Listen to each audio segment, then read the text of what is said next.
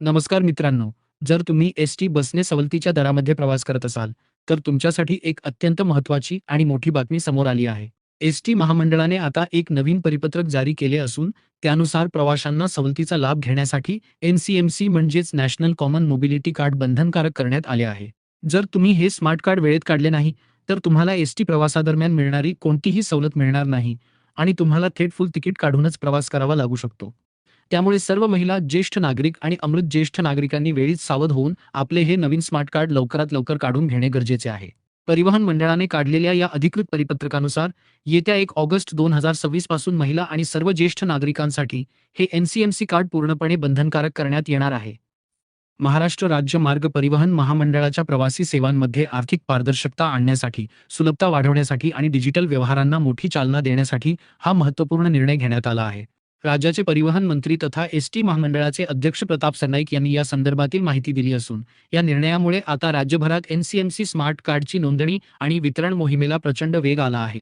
मिळालेल्या माहितीनुसार आज अखेर राज्यातील सुमारे 51 लाख नागरिकांनी या एन-सी-एम-सी स्मार्ट कार्डसाठी आपली नोंदणी पूर्ण केली आहे. ज्यापैकी जवळपास 25 लाख स्मार्ट कार्ड्स प्रत्यक्ष कार्यरत म्हणजेच चालू देखील करण्यात आले आहेत.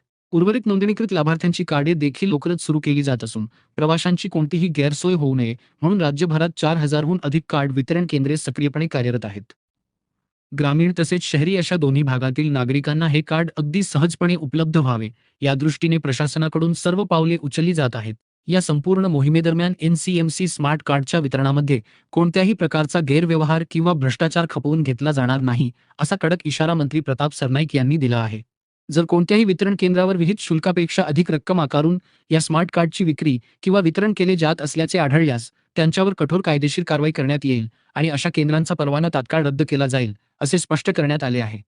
तिकीट वितरण प्रक्रियेत पूर्ण पारदर्शकता यावी आणि प्रवास व्यवस्थापन अधिक आधुनिक व्हावे, हाच यामागील मुख्य उद्देश आहे. आता तुमच्या मनात प्रश्न आला असेल की हे कार्ड घरबसल्या ऑनलाईन काढता येते का? तर याचे उत्तर नाही असे आहे. हे कार्ड तुम्हाला घरबसल्या काढता येणार नाही. हे नवीन एस-टी स्मार्ट कार्ड मिळवण्यासाठी तुम्हाला तुमच्या जवळच्या एस-टी डेपोमध्ये जावे लागेल किंवा तुमच्या शेजारील जे काही अधिकृत एजंट आहेत, त्यांच्याकडे जाऊनच तुम्हाला ही प्रक्रिया पूर्ण करावी लागेल. सर्व महिला, ज्येष्ठ नागरिक आणि अमृत ज्येष्ठ नागरिक या सर्वांनी 1 ऑगस्ट पूर्वी आपले कार्ड प्राप्त करून ते चालू करून घेणे बंधनकारक आहे.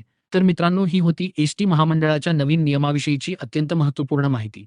तुमच्या घरातील महिलांना आणि ज्येष्ठ नागरिकांना हा नियम त्वरित समजावा आणि त्यांची ऐनवेळी प्रवासात गैरसोय होऊ नये, यासाठी हा व्हिडिओ तुमच्या सर्व नातेवाईकांना आणि मित्रांना नक्की शेअर करा.